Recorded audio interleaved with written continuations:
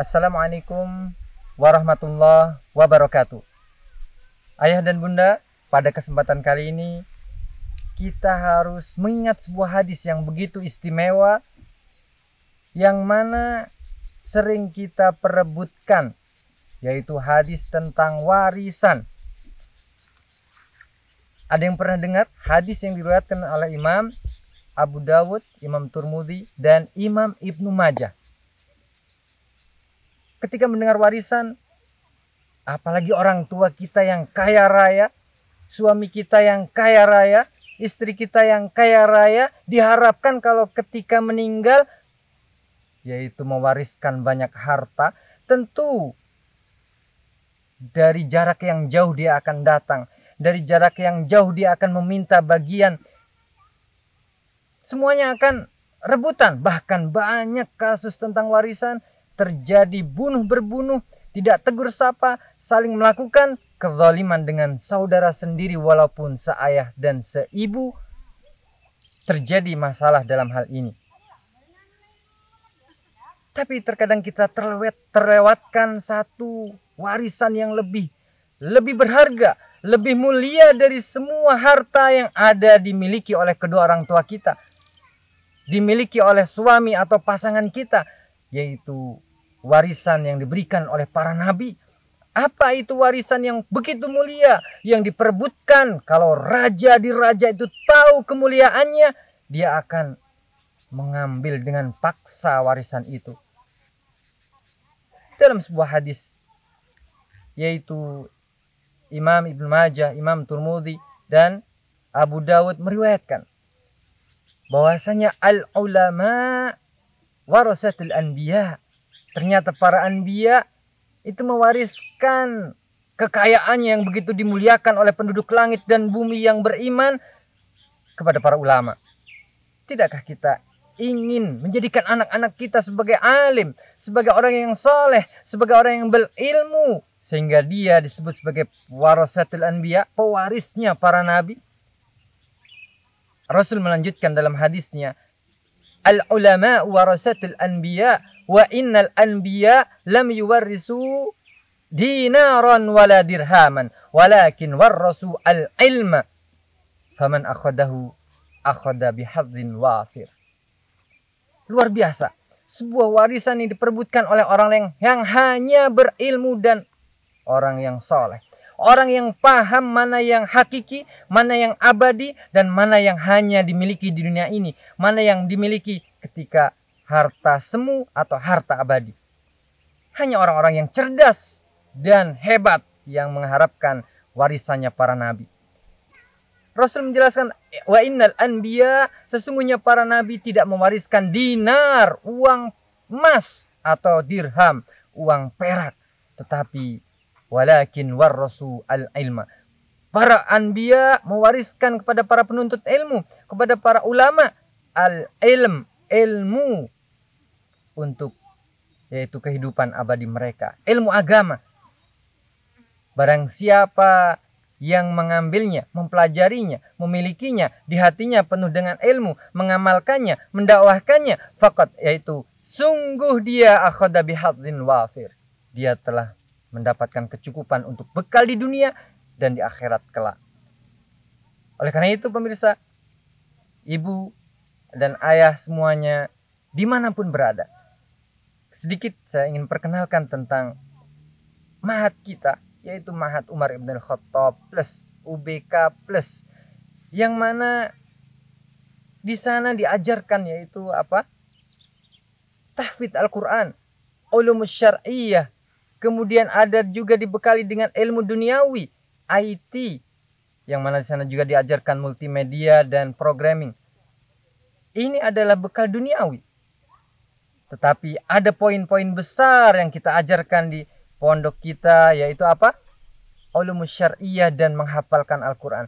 Yang mana ketika bunda dan ayah semuanya tidak memiliki amal ketika meninggal dunia dan meninggalkan atau mendapatkan warisan dari anak-anaknya yang hafal Al-Quran, dinaikkan derajatnya oleh Allah Subhanahu wa taala, dipasangkan mahkota kehormatan di surga nanti. Terkaget-kaget, amalan apa yang pernah saya buat? Perasaan saya nggak punya amal yang banyak. Hanya yaitu memperjuangkan anaknya untuk selalu menghafal Al-Quran, mempelajari agama, menjadi orang yang alim, beramal, dan berdakwah di jalan Allah. Dengan itu derajat orang tua terangkat dari anak-anak mereka. Tidakkah kita bangga? Tidakkah kita bangga? Yaitu menjadi keyakinan kita. Tidakkah menjadi keyakinan yang kita banggakan bahwasanya anak-anak kita yaitu belajar Al-Quran di pondok kita. Belajar juga ilmu duniawi, IT. Kemudian di sana juga ada pengasuhan karakter, pendidikan karakter berbasis fitrah, sesuai yang disunahkan Rasulullah, semuanya sesuai dengan fitrah seorang hamba yang diciptakan di dunia ini. Dan kita perlu ingat satu hadis lagi dalam riwayat Imam Bukhari dan Muslim, yang mana hadis ini memberikan penghibur atau memberikan ketenangan, kebahagiaan tersendiri. Kita harus kagum bahwasanya man yuridillahu bihi khairan yufaqihu fiddin. Rasul menjelaskan bahwasanya barang siapa, ini hadis dari Muawiyah radhiyallahu anhu, barang siapa yang diinginkan oleh Allah Subhanahu wa taala dengan kebaikan, maka dia dipahamkan agama. Masih ragu kita untuk menghafal Al-Quran, belajar tentang syariat dan ulumus syariah di pondok kita? Ada keyakinan yang salah di dalam hati kita, sehingga kita ragu dan hanya berharap warisan, harta, kekayaan dari orang tua kita. Kita ketika dikabarkan tentang ilmu, tidak terlalu semangat untuk menuntutnya, tidak terlalu bangga untuk menyekolahkan anak-anak kita di pondok-pondok sunnah. Padahal Rasul memberikan janji, man yuridillahu bihi khairan yufaqihu fiddin.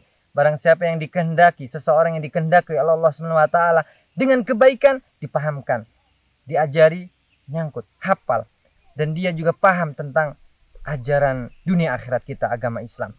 Dalam surat Fatir dijelaskan ayat ke-28 bahwasanya innama yakhsyallaha min ibadihi al-ulama. Tidak bangga kita.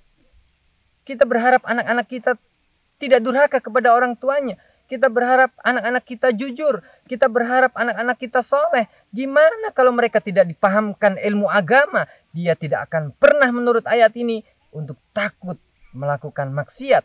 Dia tidak akan pernah takut kepada Allah, apalagi kepada kedua orang tuanya. Maka merubah pendidikan karakter untuk anak-anak kita yang terbaik adalah mengajarkan mereka kepada ilmu yang diajarkan oleh Allah Subhanahu wa taala. Diajarkan kepada mereka tentang sifat-sifat Allah yang sempurna. Dengan seperti itu, hati mereka akan lembut, akan mengetahui siapa yang harus dihormati, siapa yang harus dikagumin, siapa yang harus disembah, dan siapa yang harus yaitu ditakuti di dunia ini. Setelah Allah dan Rasulnya ditakutin, kemudian orang tuanya akan diberikan bakti dari kekuatan ilmu yang ada di dalam hatinya. Ini adalah suatu hasil dari doa ibu dan ayah sekalian di rumah, mendoakan anak-anak, dan dari situ ilmu itu masuk ke dalam relung hati, sehingga dari ilmu melahirkan rasa takut, rasa cinta kepada orang tuanya, rasa takut kepada Allah Subhanahu wa taala. Ini adalah urgensi ilmu itu tersendiri, sehingga jangan ragu, jangan pernah pesimis ketika anak-anak kita sedang belajar ilmu agama. Karena Allah pasti akan mengangkat derajat mereka. Ketika mereka rajin sholat tahajud dan sholat witir, maka Allah menjamin, Allah mudah-mudahan mengutus mereka kepada kedudukan derajat yang terpuji. Asa ayyab'asaka rabbuka maqaman mahmuda. Ketika tahajud, fatahajjat. Nih, Allah merintahkan tahajudlah dari sebagian malam. Mudah-mudahan asa ayyab'asaka rabbuka maqaman mahmuda, akan diutus. Kalau kita mengharapkan kemuliaan di dunia saja, di akhirat tidak akan dapat. Tapi kalau kita mengharapkan kemuliaan di sisi Allah, maka di dunia akan dipermudah untuk mendapatkan jabatan duniawi, atau orang semuanya akan menyukainya. Orang memberikan amanah, kepercayaan, kejujuran karena kejujuran anak-anak kita. Oleh karena itu, jangan pernah putus asa. Seberapapun yaitu stigma negatif tentang agama kita, pasti Allah akan muliakan anak-anak kita yang sedang belajar ilmu agama. Oleh karena itu, terus istiqomah untuk menyekolahkan anak-anak kita di pondok sunnah. Ini yang bisa saya sampaikan. Mudah-mudahan memberikan manfaat untuk kita semua. Wabillahi taufiq wal hidayah. Wassalamualaikum warahmatullahi wabarakatuh.